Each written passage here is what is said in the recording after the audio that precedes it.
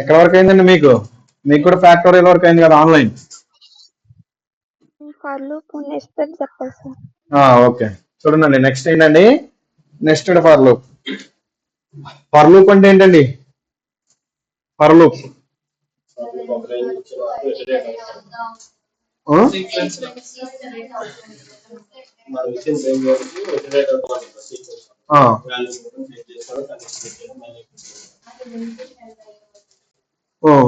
ఇంకా for loop ఇంకెందుకు use?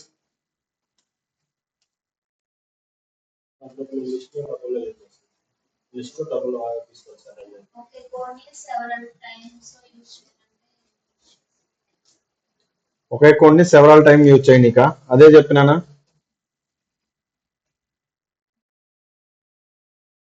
ఏం చెప్పినాను మేడం? ప్రాక్టీస్ చేసినారా? రివిజన్ అయిందా లేదా? ఇప్పుడు బుక్స్ తిరగేస్తున్నారేంటమ్మా?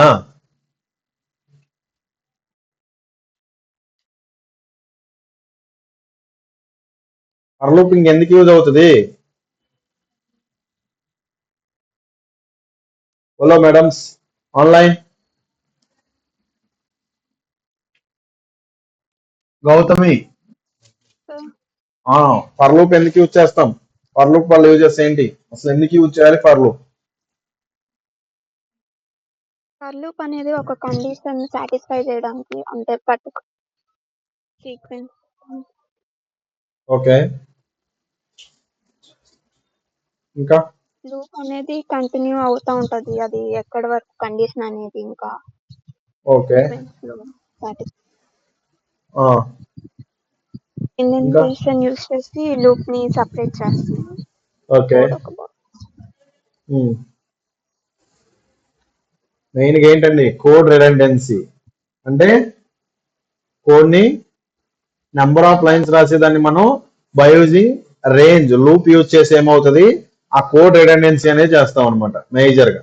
అర్థమవుతుంది? ఇటరేట్ అవుతుందంటే ఏంటి? Number of times same code iterate అవుతుందంటే that meaning number of times అనేది ఆ కోడ్ రేంజ్ ఆఫ్ నెంబర్స్ వరకు, ఏదైతే మనం రేంజ్ ఆఫ్ నెంబర్స్ తీసుకుంటున్నామో అప్ టు ది రేంజ్ ఆ నెంబర్స్ వరకు ప్రతి నెంబరు ఇన్ సీక్వెన్స్ లో, ఎలాంటి ఇన్ ఆర్డర్ సీక్వెన్స్ లో మాత్రమే ఎగ్జిక్యూట్ అవుతుంది. అర్థమవుతుందా? నెక్స్ట్ చూడండి, నెక్స్ట్ ఏంటిది? Nested for loop. Nested for loop చూడండి. ఫర్ లూప్ తెలుసు, నెస్టెడ్ ఫర్ లూప్ అంటే ఒక లూప్ లోపల ఒక ఫర్ లూప్ లోపల ఇంకో ఫర్ లూప్ ఉండడం అనమాట. చూడండి ఇక్కడ ఒకసారి సేమ్ ఈ లాజిక్ తో మీరు నెంబర్ ఆఫ్ కోడ్స్ అనేది బిల్డ్ చేయొచ్చు నెస్టెడ్ ఫర్ లూప్ తో. అర్థమవుతుందా? సో మీరు కొంచెం జాగ్రత్తగా నెంబర్ ఆఫ్ ఎగ్జాంపుల్స్ ఇవే కాకుండా మీరు ఇంకా నెంబర్ ఆఫ్ ఎగ్జాంపుల్స్ రేపు ప్రాక్టీస్ చేసుకొని రావాలి. అర్థమవుతుందా? సేమ్ లాజిక్, ఏం చేంజ్ చేసి ఉండవు. అర్థమవుతుందా? సో చాలా ఇంపార్టెంట్ అనమాట ఇంటర్వ్యూ పర్పస్ లో. మనకి ఏదైతే ఇంటర్వ్యూ పర్పస్ కి వెళ్ళినప్పుడు రిటర్న్ టెస్ట్ పెడతారో దాంట్లో లాజిక్ ఏదైతే ఇస్తారో దాంట్లో ఇది కంపల్సరీ ఉంటుంది. ఫిక్స్ అయిపోండి ఒకటి. అర్థమవుతుంది? నెంబర్ ఆఫ్ క్వశ్చన్స్ ఇస్తే ఇది ఒక క్వశ్చన్ కంపల్సరీ. చూడండి ఒక దాంట్లోనే రాస్తాం కదా సార్. చూడండి నెక్స్ట్ ఫస్ట్ ఫర్ లూప్ ఏం తీసుకున్నాను, రేంజ్ అనేది 3 వరకు తీసుకున్నాను. నెక్స్ట్ 2 వరకు తీసుకున్నాను. Next print. అమ్మా మ్యూట్ చేసి మాట్లాడ, వేరే వాళ్ళతో మాట్లాడితే. స్క్రీన్ షేర్ అవ్వలేదు. స్క్రీన్ షేర్ అవ్వలేదా? ఒక్క నిమిషం.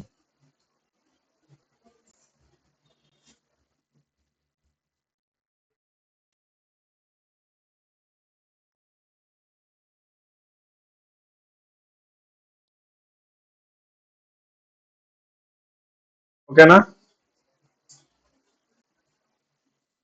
చూడండి నెక్స్ట్ ఫర్ లూప్ లో ఐ వాల్యూ తీసుకున్నాను, ఫర్ లూప్ లో జే వాల్యూ కూడా తీసుకున్నాను, రేంజ్ తీసుకున్నాను, అప్ టు 3 తీసుకున్నాను, నెక్స్ట్ అప్ టు 2 తీసుకున్నాను. చెప్పండి అవుట్పుట్ ఏమొస్తుంది? ప్రింట్ ఐ వాల్యూ అన్నాను, I print J, J print అవుతుంది. చెప్పండి 3, 2, 1 అంతేనా? మరి తర్వాత ఫర్ లూప్ లో ఎలా ప్రింట్ అవుతుంది? అసలు ఏమేమి పాసిబిలిటీస్ ఉంటాయి చెప్పండి నాకు. రేంజ్ 3 తీసుకున్నానంటే ఏమేమి పాసిబిలిటీస్ ఉంటాయి? 1, 2 అంతేనా? సరే 2 అంటే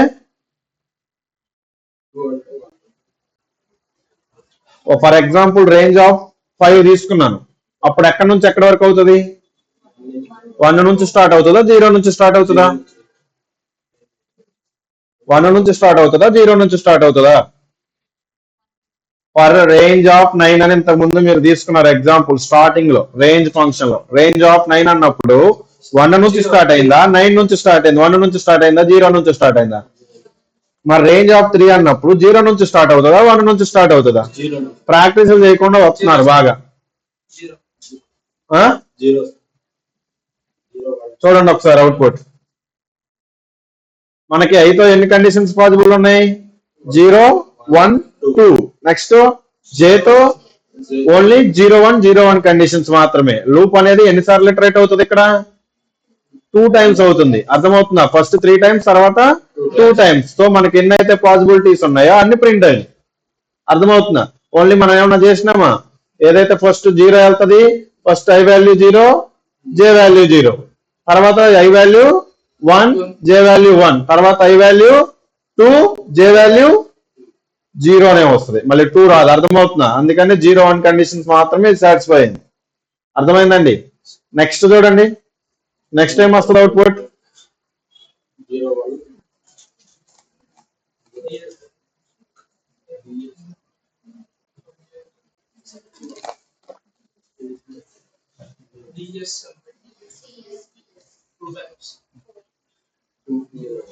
ఏమొస్తుందమ్మా గౌతమి అవుట్పుట్? డిఎస్ వస్తుంది సార్ 4 టైమ్స్. డిఎస్ వస్తుందా? ఓకే.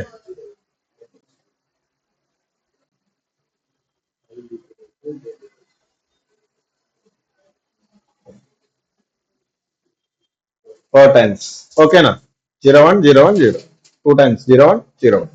నెక్స్ట్ అండి లూప్ టెర్మినేషన్. నెక్స్ట్ ఏంటండి? Loop termination. అర్థమైందా? నెక్స్ట్ ఫర్ లూప్ అర్థమైందా? నెక్స్ట్ ఏంటిదండి? Loop termination. ఫస్ట్ వన్ ఏంటిది? బ్రేక్. చూడండి ఒకసారి లిస్ట్ ఆఫ్ నెంబర్స్ ఉన్నాయి. Next for I in numbers, if 1 I equal to 4, అప్పుడు ఏమవుతుంది? కండిషన్ మనకి బ్రేక్ అవుతుంది.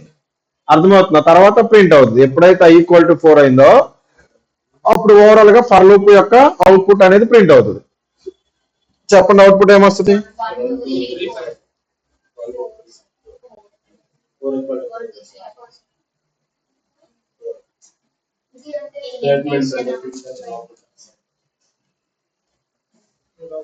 ఇప్పుడు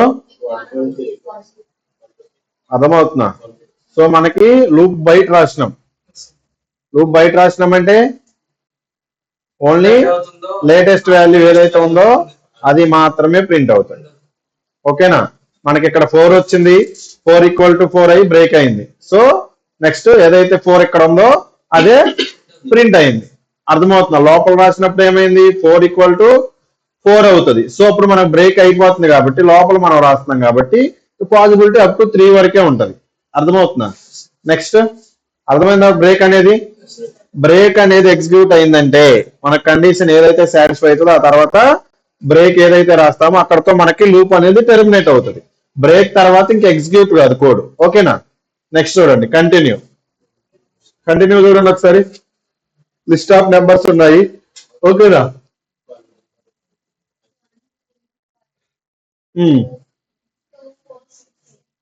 అవుట్పుట్ ఏమొస్తుంది? చూడండి నెంబర్స్ ఇన్ నెంబర్ అన్నారు, నమ్ ఇన్ నెంబర్స్. చెప్పు గౌతమి. 4 6 2 4 6 8. సార్ 2తో డివిజిబుల్ అయ్యేది 2 4.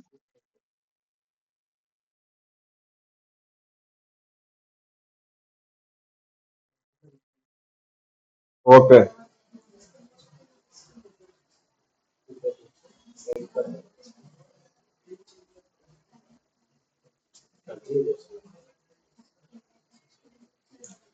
చెప్పండి అమ్మా. అవుట్పుట్ ఆన్లైన్ వాళ్ళు చెప్పేస్తున్నారు ఆల్రెడీ. 2 4 6 8. ఓన్లీ మనకి నెంబర్ ఆఫ్ నెంబర్స్ ఉన్న ఇక్కడ ఏమన్నారు డివిజిబుల్ బై 2 అవ్వాలి, అది ఈక్వల్ టు 0 ఉండాలి, రిమైండర్ ఎంత ఉండాలి 0 ఉండాలి, అది మాత్రమే ప్రింట్ అవుతుంది. సో ప్రింట్ అయిన తర్వాత మళ్ళీ కంటిన్యూ అవుతుంది. సో మళ్ళీ చెక్ చేస్తే మళ్ళీ పై కాదు కంటిన్యూ అలా అప్ టు ది కండిషన్ ఏదైతే లిస్ట్ ఆఫ్ నెంబర్స్ ఉన్నాయో అప్ టు ది కండిషన్స్ వరకు ప్రతి నెంబర్ కూడా ఇన్ ఆర్డర్ లో చెక్ చేస్తాను అనమాట సీక్వెన్స్ లో. ఓకేనా. తర్వాత చూడండి ఫర్ లూప్ విత్ ఎల్స్ ఏంటండి, ఫర్ లూప్ విత్ ఎల్స్ చూడండి ఒకసారి చదవండి ఒకసారి plot. A for loop can have a optional else black as well. ఇప్పుడు వరకు మనం ఇఫ్ కండిషన్ కే ఎల్స్ చూసినాం, ఇప్పుడు ఏమంటున్నారు ఫర్ లూప్ కూడా ఎల్స్ రాసుకోవచ్చు అంటున్నారు. కానీ ఇది ఏంటండి ఆప్షనల్ అన్నమాట. ఎల్స్ బ్లాక్ అనేది optional. The else part is executed if the items in the sequence used for loop exacts అన్నారు. ఏమంటున్నారు ఏదైతే ఎల్స్ పార్ట్ తీసుకుంటున్నామో ఎగ్జిక్యూట్ అయినప్పుడు ఐటమ్స్ అనేవి ఎలా యూజ్ అవుతాయండి ఇన్ ది సీక్వెన్స్ లోనే. ఇక్కడ ఒక కండిషన్, ఒక సింపుల్ కండిషన్ ఒకటి ఉంటుంది చూడండి. Second point, break statement can be use to stop the for loop. అర్థమవుతుందా? ఎప్పుడైతే బ్రేక్ స్టేట్మెంట్ అని ఫర్ లూప్ ఎప్పుడు యూజ్ చేస్తాం బ్రేక్, ఆ కండిషన్ అక్కడతో స్టాప్ చేయడానికి. కానీ in such case else part is ignored. అర్థమవుతుందండి. ఫర్ లూప్ విత్ ఎల్స్ రాస్తున్నాం, కానీ ఎప్పుడైతే ఈ గ్యాప్ లో మనం ఫర్ లూప్ కి ఎల్స్ కి మధ్యలో బ్రేక్ రాస్తామో ఈ బ్రేక్ కండిషన్ సాటిస్ఫై అయితే ఎల్స్ పార్ట్ అనేది ఇగ్నోర్ అవుతుంది. సో మనకి ఎల్స్ పార్ట్ తో నీడ్ ఉండదు అనమాట. If in case else part అనేది ఎగ్జిక్యూట్ కాలేదు, బ్రేక్ అనేది ఎగ్జిక్యూట్ కాలేదు, సో బ్రేక్ అనేది ఎగ్జిక్యూట్ కానప్పుడు మనకి ఏమవుతుంది ఎల్స్ పార్ట్ అనేది పిక్చర్ వస్తుంది అనమాట, కమింగ్ టు పిక్చర్. అప్పుడు ఏమవుతుంది ఎల్స్ పార్ట్ అనేది ఎగ్జిక్యూట్ అవుతుంది, బ్రేక్ అనేది ఇగ్నోర్ అవుతుంది. సో మనకి కండిషన్ ఎప్పుడైతే మన కండిషన్ ఏదైతే రాసినామో అది బ్రేక్ అనేది కంఫర్టబుల్ గా వర్క్ అవ్వట్లేదు, అంటే మనం తీసుకున్న రేంజ్ ఆఫ్ నెంబర్స్ ఏదైతే కండిషన్ తీసుకున్నామో దానికి బ్రేక్ కి సెట్ అవ్వట్లా. సో అప్పుడు ఏమవుతుంది ఎల్స్ పార్ట్ ఎగ్జిక్యూట్ అవుతుంది. ఎప్పుడైతే మనం తీసుకున్న కండిషన్ బ్రేక్ తో సాటిస్ఫై అయిందో అప్పుడు మాత్రం ఎల్స్ పార్ట్ అనేది ఇగ్నోర్ అవుతుంది. క్లారిటీ వచ్చిందా? నెక్స్ట్ చూడండి, in for loop else part runs if no break occurs. Else ఎప్పుడు రన్ అవుతుందండి ఎప్పుడైతే బ్రేక్ స్టేట్మెంట్ అనేది మనకి కండిషన్ సాటిస్ఫై కానప్పుడు మాత్రమే ఎల్స్ పార్ట్ అనేది ఎగ్జిక్యూట్ అవుతుంది. If in case else break అనేది ఎగ్జిక్యూట్ అయిందంటే అప్పుడు ఏమవుతుంది ఎల్స్ అనేది ఇగ్నోర్ అవుతుంది. అర్థమవుతుందా గౌతమి? అర్థమైందమ్మా? నెక్స్ట్ చూడండి, numbers equal to list of 1 2 3 4 తీసుకున్నారు. ఓకేనా. ఫర్ ఐటమ్స్ ఇన్ నెంబర్స్ ఏమైతే ఉన్నాయో అవన్నీ ఐటమ్స్ లో ఉంది. నెక్స్ట్ చూడండి ప్రింట్ ఐటమ్ అనేది ప్రింట్ అయిపోతుంది. అయిన తర్వాత ఇఫ్ ఇప్పుడు ఏం కండిషన్ రాస్తున్నాను, if item is equal to 5. మనకి లిస్ట్ ఆఫ్ నెంబర్స్ ఉన్నాయి, లిస్ట్ ఆఫ్ నెంబర్స్ ఎప్పుడైతే ఆ లిస్ట్ ఆఫ్ నెంబర్స్ 5 అవుతుందో 5 ఈక్వల్ టు 5 అవుతుందో అప్పుడు కండిషన్ అనేది బ్రేక్ అవుతుంది. బ్రేక్ అయిపోయి నెక్స్ట్ ఉన్నది ఏదైతే డేటా ఉందో అది వరకు ప్రింట్ అవుతుంది. దానికంటే ముందు మనం ప్రింట్ చేసినాం కాబట్టి. ఇప్పుడు ఈ బ్రేక్ స్టేట్మెంట్ అనేది ఇగ్నోర్ అవుతుంది, అంటే కండిషన్ సాటిస్ఫై అవ్వట్లేదు, మనం రాసిన కండిషన్ సాటిస్ఫై అవ్వట్లేదు. అప్పుడు ఏమవుతుంది ఉన్న డేటా మొత్తం అయిపోయిన తర్వాత చెక్ చేసిన తర్వాత నెక్స్ట్ ఏమవుతుంది ఎల్స్ పార్ట్ ఎగ్జిక్యూట్ అవుతుంది. ఇప్పుడు వరకు మనకి ఓన్లీ ఫర్ లూప్ వరకు తెలుసు, ఫర్ లూప్ లో డేటా ఉన్నది ఇన్ ఆర్డర్ సీక్వెన్స్ లో వస్తుంది, ఇటరేట్ అవుతుంది, లూప్ అనేది స్టాప్ అవుతుంది. అప్పుడు మనకి list of numbers number of data అనేది ఎక్కువ ఉన్నప్పుడు ఏమవుతుంది డేటా ఎక్కువ ఉంటే ఏమవుతుంది మనం కనిపెట్టలేము అనమాట. ఎక్కడ ఈ సమ్మె తీసుకొచ్చినావు కదా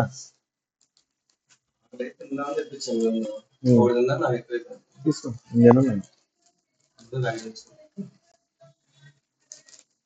చూడండి ఏమవుతుందండి అప్పుడు. సో నెంబర్ ఆఫ్ డేటా ఉన్నప్పుడు మనకి కండిషన్ తెలుస్తుందా ఎన్ని కండిషన్స్ రన్ అవుతున్నాయి ఏంటని. అలాంటి టైంలో మనకి ఎల్స్ పార్ట్ అనేది యూజ్ అవుతుంది అనమాట. ఇప్పుడు లిస్ట్ ఆఫ్ నెంబర్స్ ఉంది, నేను అవుట్పుట్ అన్నస్తాను, అవుట్పుట్ ఏమొస్తుంది నాకు no item left in the list. So మనకు అంతా నేను అంతా చెక్ చేసినాను, లిస్ట్ అంతా అయిపోయింది, నా దగ్గర ఏమీ లేవు అయిపోయినాయి అని ఎల్స్ పార్ట్ రన్ అవుతుంది అనమాట. If in case condition satisfy అయింది అనుకోండి, ఇఫ్ కండిషన్ సాటిస్ఫై అవ్వగానే బ్రేక్ అయిపోతుంది, ఇంకా అప్పుడు ఎల్స్ పార్ట్ అనేది ఇగ్నోర్ అయిపోతుంది. ఓకేనా. నెక్స్ట్ చూడండి, నెక్స్ట్ చెప్పండి. 1 2 3 ప్రింట్ అయ్యి కండిషన్ అనేది బ్రేక్ అవుతుందా? ఓకేనా గౌతమి, అంతేనా? అంతే సార్, 1 2 4 అవుతుంది.